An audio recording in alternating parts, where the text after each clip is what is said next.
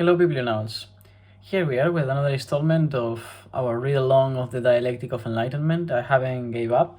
I just wanted to stop before jumping into Adorno's chapter on Odysseus or Enlightenment and myth and recap and read the Odyssey, since it's like the core text in which Adorno and Horkheimer are supporting their thesis in this chapter. And I'm glad I did. I'm glad I chose not to give too much time to this episode. I mean not to give too much time because you can expect this in the next chapter to be shorter in terms of video and depth, because I want to get to the culture industry before I leave to Scotland. And that means that I have only a few hours to read now the culture industry and do another read along of that as well before I embark into my journey tomorrow morning.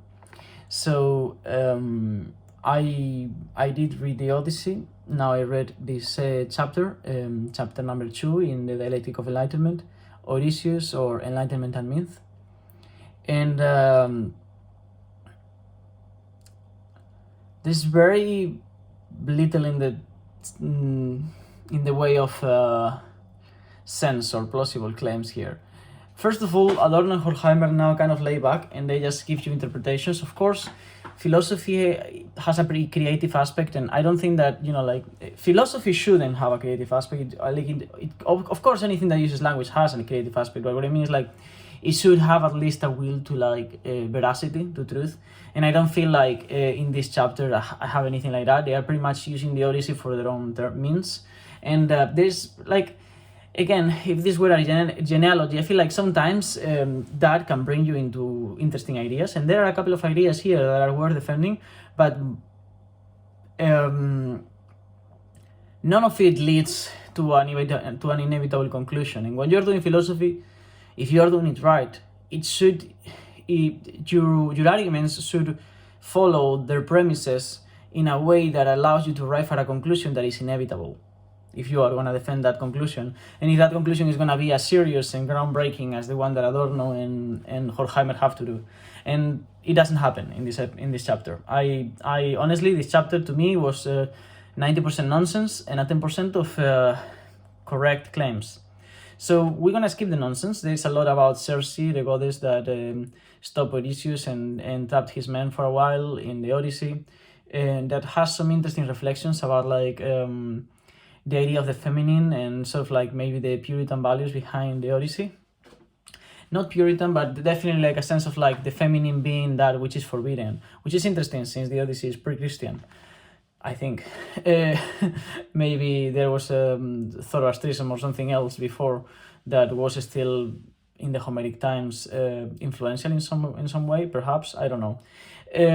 Anyways, I'm not gonna look into that. I'm also not gonna look into the piles of nonsense that very much are instrumentally used in the Odyssey in order to justify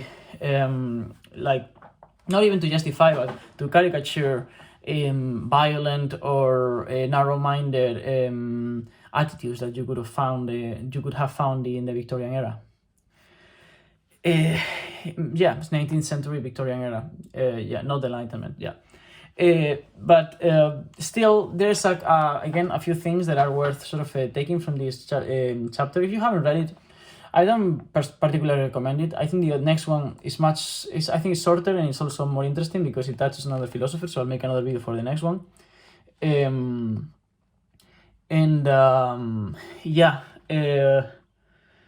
What is worth mentioning here is that I have a few, as always, I have a few notes on along the chapter to guide me. This is my equivalent of a script. And one of the observations that Adorno and Horkheimer make on this chapter is that the Enlightenment lived with the myth that there was such a thing as a pre-rational era. This is building up on what we saw before in the previous chapter with instrumental reason and all of that. But the belief, as I wrote it here, is Enlightenment believes that there was a pre-rational era, but there wasn't. Myth doesn't equal irrationality, and the Enlightenment carried its own myths. By believing in the Enlightenment that somehow there was a pre-rational era and now we are emancipated from it, it allowed myths to creep into society without society's explicit awareness of that, which doesn't happen in the Odyssey and in the Homeric time and in ancient Greece, because in ancient Greece, myths were entangled in people's lives, and people was not only aware of them, but they lived by them. Which is not to say that they were irrational. Those myths served as narratives to understand the world around them. In that sense, those myths were had the same motivation behind them that science does, or that certain religions or many other frameworks do, which is wanting to understand the world. The motivation behind them. I'm not saying that the result is plausible conclusions. I'm saying that the motivation behind it was still the same, was to escape the fear of the unknown. And in that sense, the Enlightenment has the Enlightenment is a mythic era insofar that it embraces the myth that myths can be left behind, and have in fact been left behind. And a way they have to provide this claim with some evidence is look at the Odysseus. And Odysseus becomes, throughout this book, throughout this chapter, like a Troy horse for their whole argument. It doesn't work, it's not successful, but it can convince if you kind of like briskly follow every page and take it as a divine word or something, but it doesn't really follow. They provide too many claims and not enough arguments to support them. But basically, what I wrote here in terms of Odysseus is Odysseus doesn't believe in ritual. He uses it instrumentally, like an atheist could use the concept of charity to take advantage of a Christian person. So he uses myth all the time, especially in the case of Odysseus, because he's always a foreign person somewhere else trying to get to the next place. A myth that is ever present in the Odyssey is the myth of the custom that is supported by myth of hospitality. Every time Odysseus arrives in a new shore, he is treated generally, except when he encounters goddesses or gods. But when he arrives in a new shore, they treat him very well because they know that he could be a god in disguise. Myth there is supporting this behavior that Odysseus has. And in that sense, they see Odysseus as an example of an enlightened man, because he is not trapped by these myths, he just uses them instrumentally. They argue that Odysseus doesn't really believe in these myths. And in that sense, they show through Odysseus that there was such a thing as enlightened people before the Enlightenment. And that the problem that the Enlightenment has is the negation that is the case. Honestly, it's just a waste of time for me to read you now like a long passage. Maybe. Yeah, there's a part here where they talk about how, like, referring to Circe and how Odysseus has to make an oath. How Odysseus has to make an oath before sleeping with her and everything. And basically, they come to the conclusion that the feminine for Adorno and for Heimer signifies in the Odyssey the original sin of regression, not to knowledge, but to myth. Circe offers an anti-enlightened magic, which is to say that in that sense, it's like the new original sin. It's like the prohibited apple in the Enlightenment is not knowledge but myth.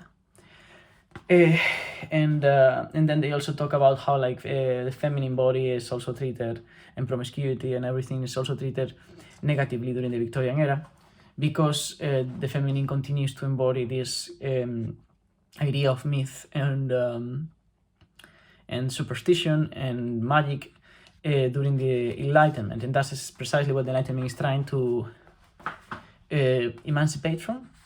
I don't know, because the Enlightenment involved women as well. Not a lot. Nothing did until the 20th century, but enough. Of course, in the Victorian era, I think the role of women became much more significant. But I don't see how that really holds its weight. The claim, I don't particularly agree with it, as pretty much everything that is in this chapter.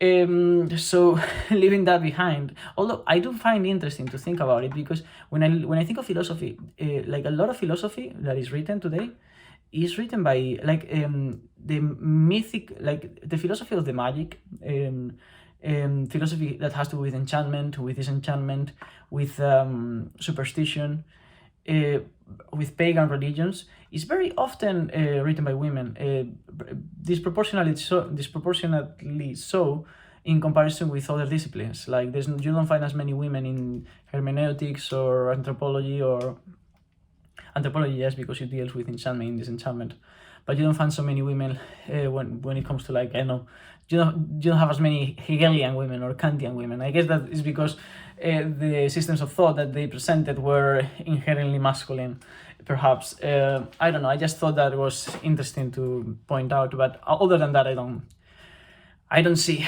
where they're trying to go here. I think the Enlightenment definitely was a movement that conceived the possibility of gender equality more than any other movement that had ever happened before. Then you get this is an interesting passage talking about homesickness and subjectivity again, and the homeland as opposed to myth. So what they're trying to build here in the last pages, this is page 78 and 79, already getting to the end of the chapter, is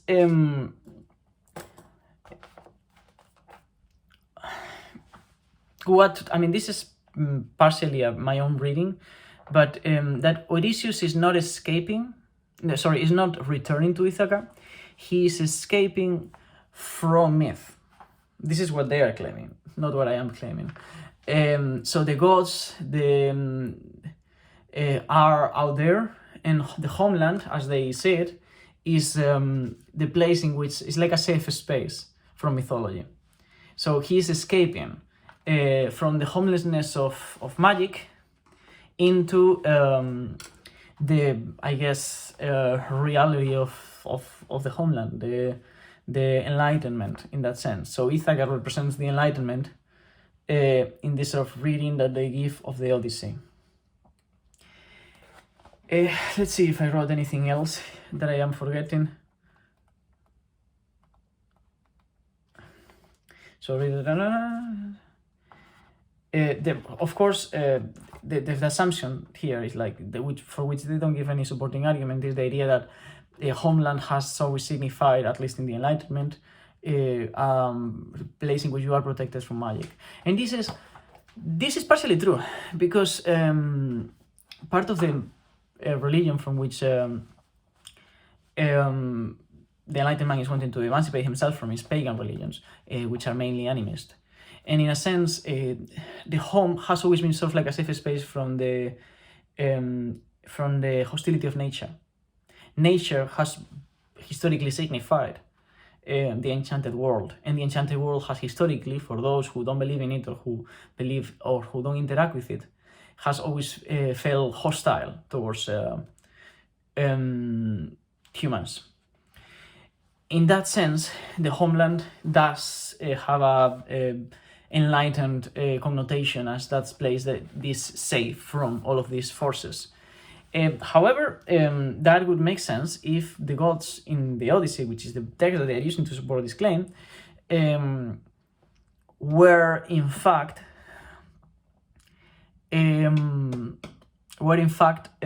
not in the Ithaca ever, right?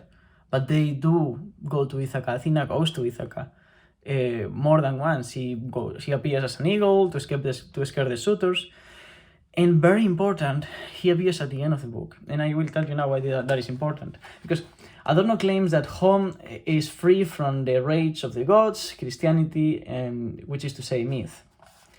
He finds, and then when he arrives, and this is the point in which they sort of like building up to the crazy conclusion that Enlightenment was the beginning of Auschwitz, he finds that once he is freed from those gods by arriving in Ithaca, what's left to do is violence.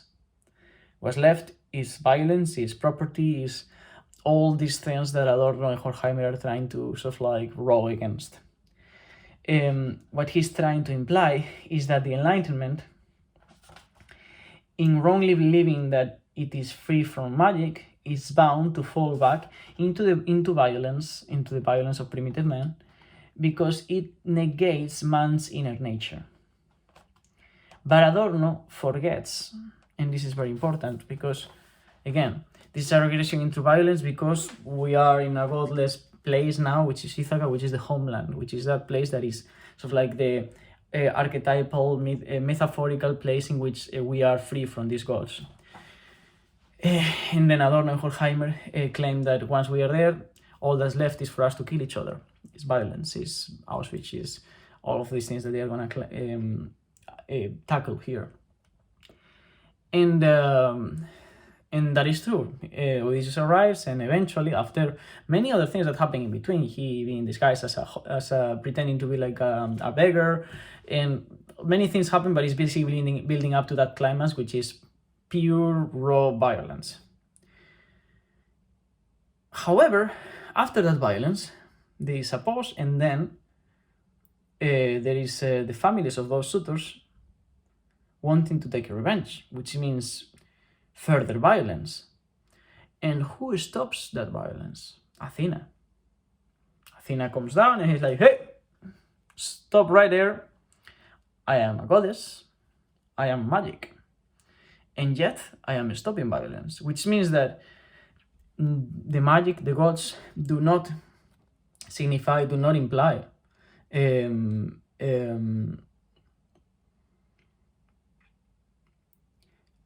actually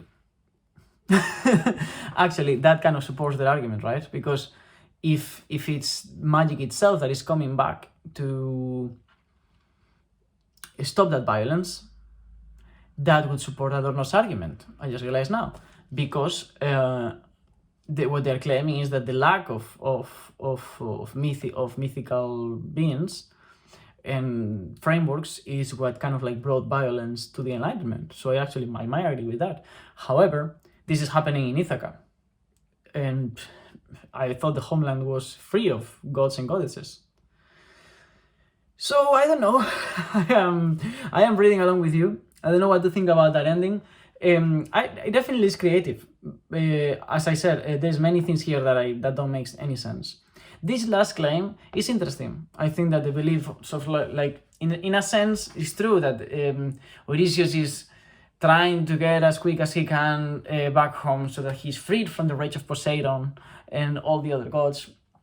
But also just back home. Like, I think what they're ignoring here is that he's not escaping from the gods. He's not escaping from other places. He's just wanting to get back to the place from which he came. There is a lot more violence in the Iliad, and that is not due to, but it's not due to him being on a trip in which he's exposed to the gods. It's because of human wars. They don't use the Iliad much in this chapter. So yeah, I see how instrumental the Odyssey is to Adorno and Horkheimer in this chapter, and it's important to keep in mind that that's pretty much what's happening. They are using the Odyssey. You don't see these things in the Odyssey. You can make that reading as you could make any other reading, because with literature you can play around and make any reading you want. You cannot do that with other texts. Of course, there is always a more correct reading in the sense of more standard, and that is the more explicit reading, the one that sort of like the author is clearly giving. whether he wants or not. I'm not saying that is the author's intention is the right reading. I mean that there is like the one reading in the surface that you can do, and then this is a more symbolic one, a more sociological one as well. Yeah, do you agree? Do you think that Homeland has historically, the Homeland has historically signified a place of safety from the enchanted nature? And in that case, do you agree with the ending of the Odyssey representing this? And being sort of like enchanted nature and having to step into the house in the embodiment of Athena, the only possible stop to violence? Let me know. And let me know if you read this, if you liked it more than I did. So far, this one I didn't really like. I already have the next chapter ready to talk about, and then I'll get into the culture industry before I go. So yeah, that's it. I'll see you on the other side. Thank you, Booktube.